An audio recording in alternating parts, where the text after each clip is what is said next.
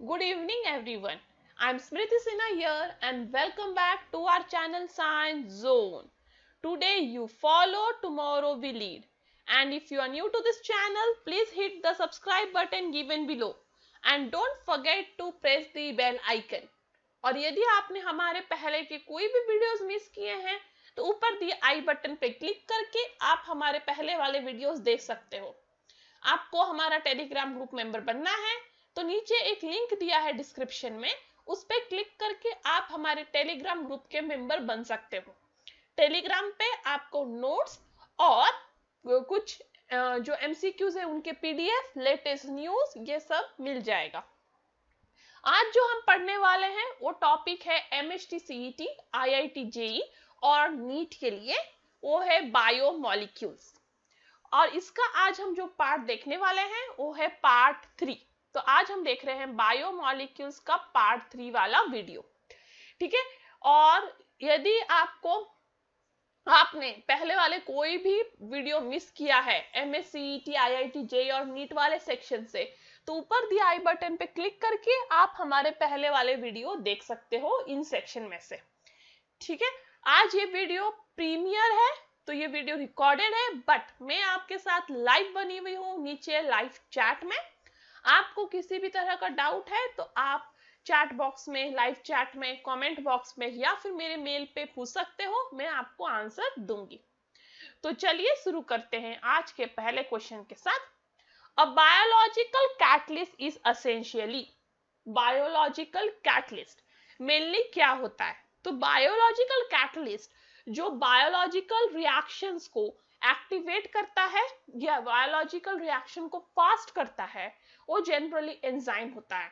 तो जितने भी रिएक्शंस बायोलॉजिकल सिस्टम में होते हैं, एनिमल्स हो या प्लांट्स, उनमें जो रिएक्शन को कैटलिस्ट करता है वो है एंजाइम्स।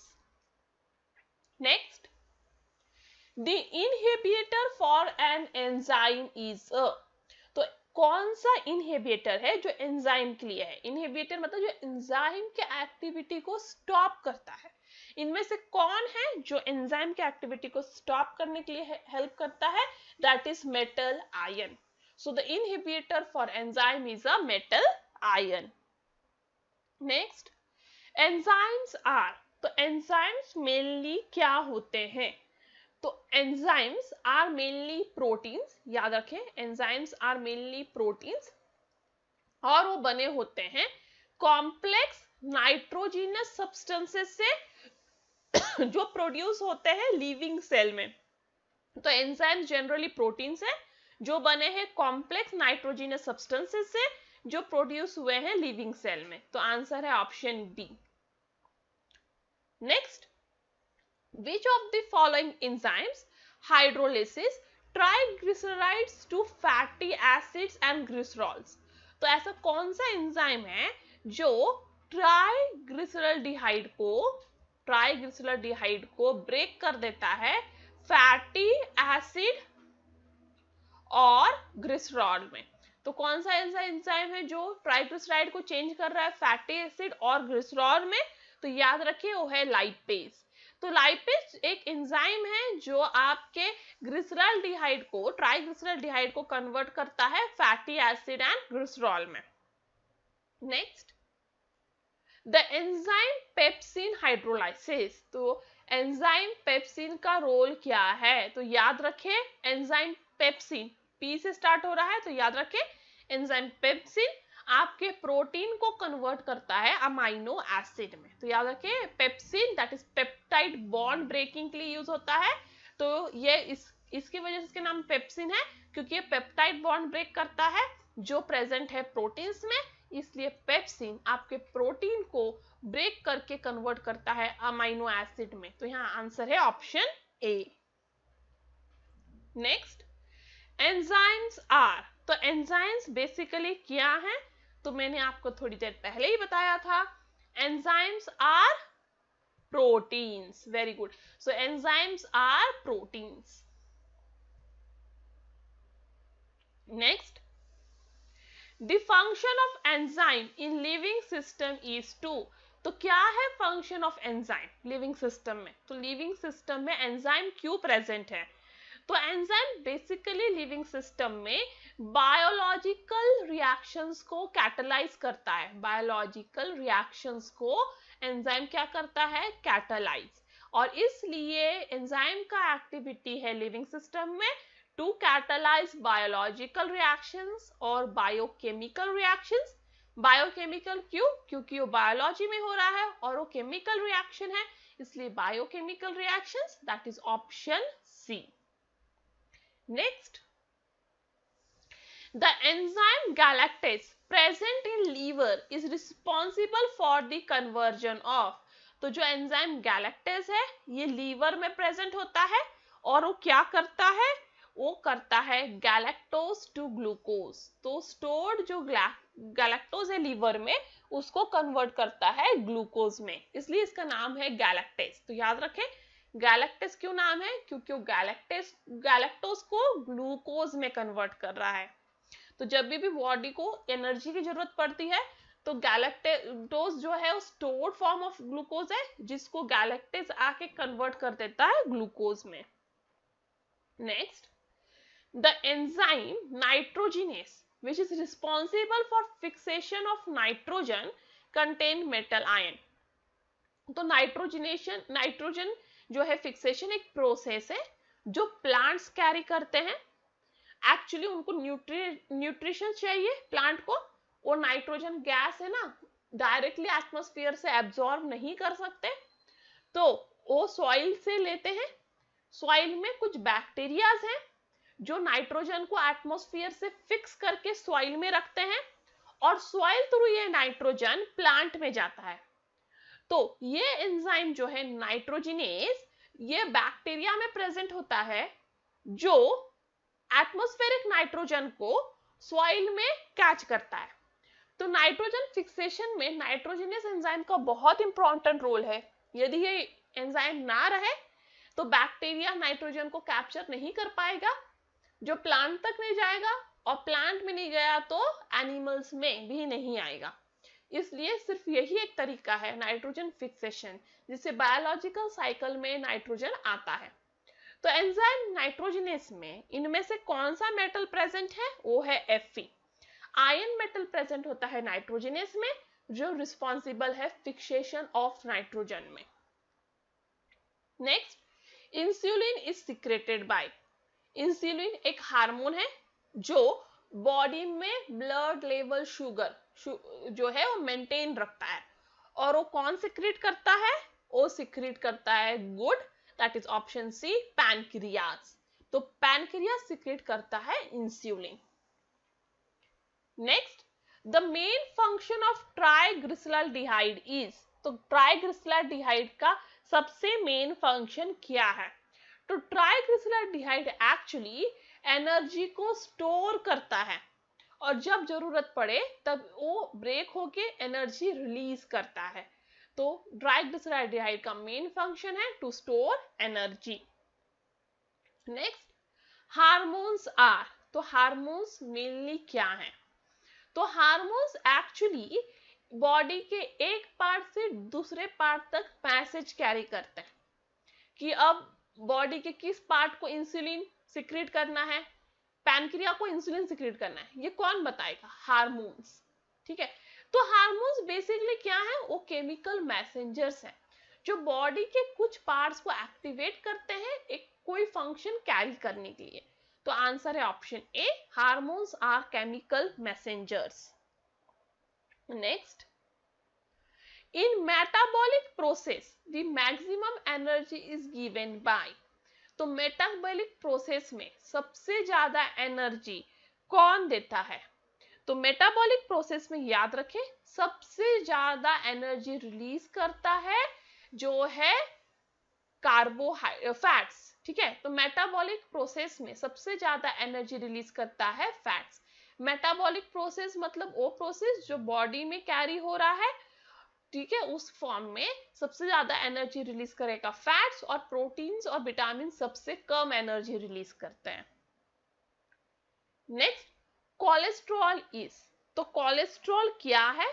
तो कोलेस्ट्रॉल बेसिकली एक फैट का फॉर्म है, ठीक है, जो है लिपिड्स। तो कोलेस्ट्रॉल हमेशा खराब नहीं होता, वो actually good cholesterols and bad cholesterols में क्लासिफाई होता है। गुड कोलेस्ट्रॉल्स भी बॉडी के लिए इंपॉर्टेंट है, पर बैड कोलेस्ट्रॉल जब होने लगता है तो फिर डॉक्टर सजेस्ट करते हैं कि आप कम फैट इनटेक कीजिए, जिससे लिपिड्स कम आए और कोलेस्ट्रॉल में कन्वर्ट कम हो। इसलिए कोलेस्ट्रॉल जो है it is a form of lipid. Next, the transfer of genetic information from one cell to newly synthesized cell is done by। तो जेनेटिक इंफॉर्मेशन एक सेल से दूसरे सेल में या फिर एक जनरेशन से दूसरे जनरेशन में कैरी करने के लिए कौन रिस्पॉन्सिबल है? Yes, that is DNA. तो DNA that is responsible for carrying the information from one generation to another या फिर from one cell to newly formed cell। Next, nucleic acids contain dash sugar। तो nucleic acids जो DNA और RNA होते हैं उनमें कौन सा शुगर होता है? तो nucleic acid that is DNA और आरएनए में होता है 5 मेंबर रिंग वाला sugar that is pentose sugar. तो याद रखें, डीएनए हो या आरएनए दोनों में होता है 5 रिंग वाला sugar that is pentose sugar. Next, the base adenine occurs in. तो जो बेस एडेनिन है वो कहां अकर होता है? तो बेस जो एडेनिन है वो एक्चुअली डीएनए और आरएनए दोनों में प्रेजेंट होता है। ठीक है, तो याद रखें एडेनिन जो है वो डीएनए और आरएनए दोनों में प्रेजेंट है। तो ये बेस डीएनए और आरएनए दोनों में प्रेजेंट है, that is option D. Next, which one of the following is not the constituent of RNA. इनमें से कौन सा बेस है या कौन सा पार्ट है जो आरएनए में प्रेजेंट नहीं है? ठीक है, बट वो डीएनए में होता है। तो याद रखें आरएनए में थाइमिन प्रेजेंट नहीं है। तो आरएनए में क्या प्रेजेंट नहीं होता है? थाइमिन। तो यहाँ पे मैं जल्दी से बता देती हूँ, डीएनए और आरएनए में यही बेसिक फर्क है। डीएनए में प्रेजेंट होता है guanine, cytosine, thymine and adenine. ठीक है, डीएनए में क्या प्रेजेंट है? Guanine, cytosine, thymine and adenine. RNA में क्या प्रेजेंट होता है? आरएनए में प्रेजेंट होता है guanine, cytosine, uracil and adenine. तो देखिए सब कुछ है, बस टी की जगह है यू है। तो आरएनए में प्रेजेंट है guanine, cytosine, uracil and adenine. तो थाइमिन जो है वो डीएनए में प्रेजेंट है बट आरएनए में नहीं, और इसलिए ऑप्शन सी यहाँ करेक्ट आंसर है। Next, which of the following statement is not correct about DNA molecule. इनमें से कौन सा स्टेटमेंट है डीएनए के लिए करेक्ट नहीं है? पहला, it is a double helical structure. Yes, क्योंकि डीएनए का स्ट्रक्चर ऐसा होता है और इसको कहते हैं डबल हेलिक्स स्ट्रक्चर, इसलिए ये स्टेटमेंट करेक्ट है।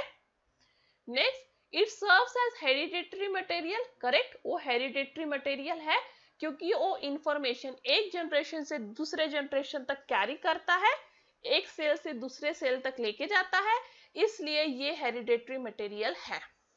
Next, 2 DNA strands are exactly similar. ये स्टेटमेंट रॉन्ग है। क्यों रॉन्ग है? क्योंकि एक स्ट्रैंड जो है वो एक्चुअली 5 प्राइम से 3 प्राइम तक जाता है, ऐसे कहते हैं 5 प्राइम से 3 प्राइम, और जो दूसरा वाला स्ट्रैंड है डीएनए का वो 3 प्राइम से 5 प्राइम तक जा रहा है। तो ये exactly opposite of each other होते हैं, नॉट एग्जैक्टली सिमिलर। तो इसलिए यहाँ पे ऑप्शन सी जो है वो करेक्ट आंसर है, क्योंकि वो स्टेटमेंट इनकरेक्ट है, क्योंकि दोस डीएनए के strands are exactly opposite of each other, not similar. Next, in ribose sugar the number of carbon atom in heterocycle are।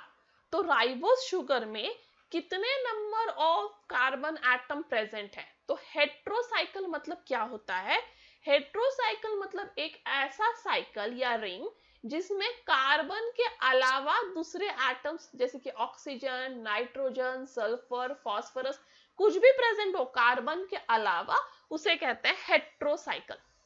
तो यह है राइबोस शुगर जिसमें कार्बन के अलावा ऑक्सीजन भी प्रेजेंट है और राइबोस शुगर जो है एक्चुअली 5 मेंबर्ड रिंग है, वो एक 5 मेंबर्ड रिंग है, और 5 मेंबर्ड रिंग में एक तो हुआ ऑक्सीजन, तो बाकी 4 हुए आपके कार्बन। तो उन्होंने नंबर ऑफ कार्बन ही पूछा है, that is 4, option D. Next, which of the following heterocyclic base of purine class, इनमें से कौन हेट्रोसाइक्लिक मतलब वापस कार्बन के अलावा रिंग में दूसरा एटम प्रेजेंट है और वो बेस है प्यूरिन क्लास का। तो इसका आंसर है ऑप्शन सी, ग्वानिन। तो याद रखें, 2 टाइप ऑफ बेस होते हैं, ठीक है, एक होता है प्यूरिन, एक होता है पिरिमिडिन। तो ये 2 टाइप ऑफ बेस हैं, आरएनए और डीएनए में मिलते हैं, एक है प्यूरिन और एक है पिरिमिडिन। तो याद रखें, पिरिमिडिन में आता है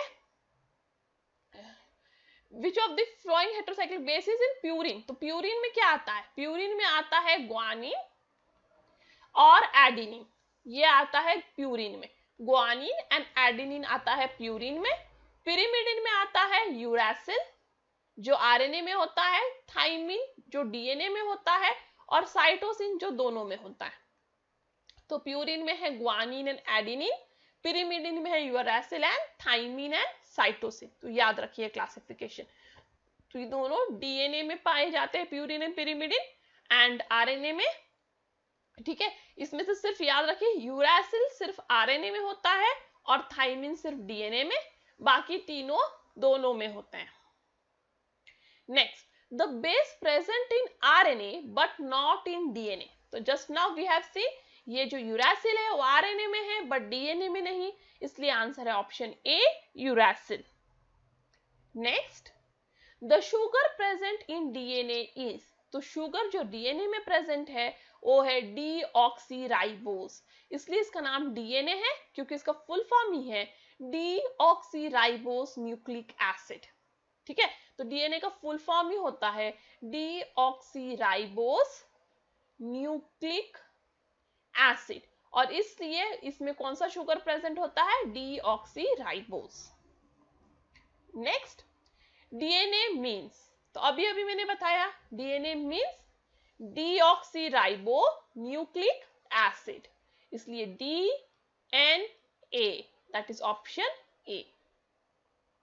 next, in RNA adenine base is linked to. तो आरएनए में एडेनिन बेस किसको लिंक्ड होता है, तो यहां पे एक बात याद रखें, ठीक है। यहां लिंकेज कैसा है, जो एडेनिन बेस है वो लिंक्ड होता है, एडेनिन बेस लिंक्ड होता है यूरासिल को, और साइटोसिन लिंक होता है ग्वानिन को। ये आरएनए का केस है। आरएनए में लिंकेज कैसा है, एडेनिन टू यूरासिल, हर एक एडेनिन यूरासिल के साथ बॉन्ड बनाएगा और हर एक साइटोसिन ग्वानिन के साथ, ये आरएनए का केस है। यदि डीएनए हो तो डीएनए में एडेनिन बनाएगा थाइमिन के साथ क्योंकि उसमें यूरासिल नहीं होता, और साइटोसिन बनाएगा ग्वानिन के साथ। तो ये वाला जो सीक्वेंस है याद रखें, adenine with uracil in RNA and adenine with thymine with RNA. तो अब पूछा एडेनिन इन डीएनए, तो adenine is linked to which in RNA, तो adenine is linked to uracil in RNA. Next, the structure of DNA is. तो DNA का structure कैसा है, मैंने थोड़ी देर पहले बताया, double helix, so that is option C. Next, the function of DNA is. तो डीएनए का फंक्शन क्या है, डीएनए का फंक्शन है टू ट्रांसमिट जेनेटिक इंफॉर्मेशन। तो जेनेटिक इंफॉर्मेशन एक जनरेशन से दूसरे जनरेशन या एक सेल से दूसरे सेल ले जाने का काम है डीएनए का, that is option C. Next, in nucleic acids the sequence is. तो न्यूक्लिक एसिड में कौन सा सीक्वेंस होता है, तो ये सीक्वेंस याद रखें न्यूक्लिक एसिड के लिए। न्यूक्लिक एसिड में पहले बेस प्रेजेंट होता है, ये बेस एडेनिन हो सकता है या ग्वानिन हो सकता है या साइटोसिन या थाइमिन या यूरासिल, तो बेस प्रेजेंट होता है, फिर शुगर प्रेजेंट होता है, आरएनए हो तो राइबोस शुगर और डीएनए हो तो डीऑक्सीराइबोस शुगर।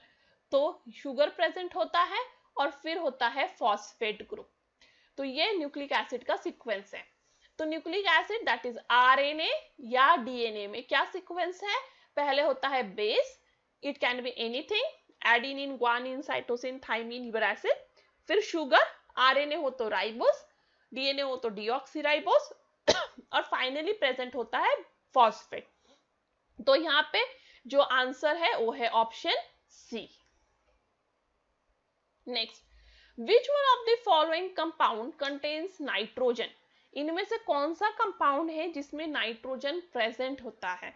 तो याद रखें सिर्फ प्रोटीन्स है जिनमें नाइट्रोजन प्रेजेंट होता है, क्योंकि प्रोटीन्स में होता है amino acid, that is amine group present है, और इस अमाइन ग्रुप के वजह से वहां पे प्रेजेंट होता है nitrogen. Next, which of the following is disaccharide?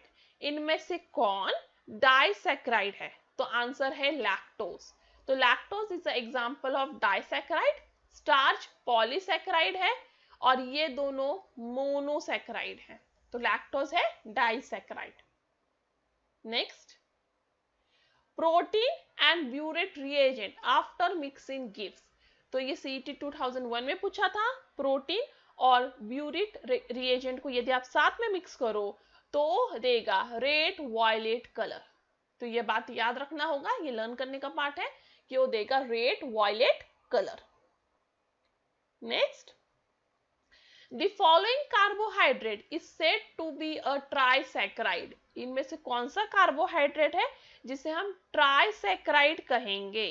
तो याद रखें यहाँ पे एग्जांपल है रैफिनोज। तो रैफिनोज एक कार्बोहाइड्रेट है जो ट्राइसैकेराइड का फॉर्म है। ओके, सो यहाँ आंसर है option D, raffinose. Next, raffinose is, तो उसको वापस उलट के पूछा गया है। देखिए सीईटी 2006 में ये पूछा गया था कौन सा सैकराइड है जो कार्बोहाइड्रेट जो ट्राइसैकराइड है। अब पूछा रैफिनोज इज, सीईटी 2005 में, तो raffinose is a trisaccharide, option C. Next, for phenolic OH group the following test is used. तो फिनोलिक ओएच ग्रुप प्रेजेंट है या नहीं, उसके लिए कौन सा टेस्ट यूज होता है? उसके लिए टेस्ट होता है माइलॉन टेस्ट। तो याद रखें, फिनोलिक ओएच ग्रुप प्रेजेंट है कि नहीं किसी कंपाउंड में, उसको पता लगाने के लिए आपको करना है Millon test. Next, Millon test is used to detect. देखिए ये क्वेश्चन को वापस घुमा के पूछा है, ठीक है। तो यहाँ पे 2002 में पूछा था फिनोलिक ओएच ग्रुप के लिए कौन सा टेस्ट है, और फिर 2004 में पूछा है Millon test is used to detect. तो माइलॉन टेस्ट यूज होता है फिनोलिक ओएच ग्रुप डिटेक्ट करने में, दैट इज ऑप्शन सी। तो इसलिए देखिए एक क्वेश्चन आप प्रिपेयर करोगे सीईटी में कुछ न्यू नहीं आएगा। देखिए क्या ही नया ला सकते हैं वो लोग, घुमा घुमा के यही सबको पूछेंगे, वैल्यूज चेंज करके या क्वेश्चन को अलग रूप से घुमा के।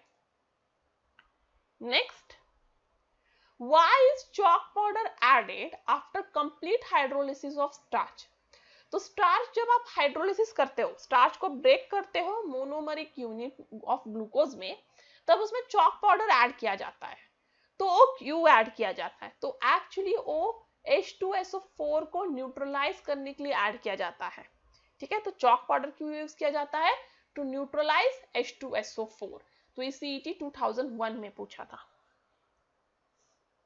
Next, in foodstuff which of the following is present with nitrogen. तो ये बहुत बार अलग अलग तरीके से पूछा है। देखिए कौन सा बायोमॉलिक्यूल है जिसमें नाइट्रोजन है, नाइट्रोजन किस में प्रेजेंट है, ये फूड स्टफ में कौन प्रेजेंट होता है जिसमें नाइट्रोजन है? ऑब्वियसली आंसर है ए, दैट इज प्रोटीन, और मुझे पता है सबने करेक्ट आंसर दिया है। Next, when raffinose undergo hydrolysis it gives.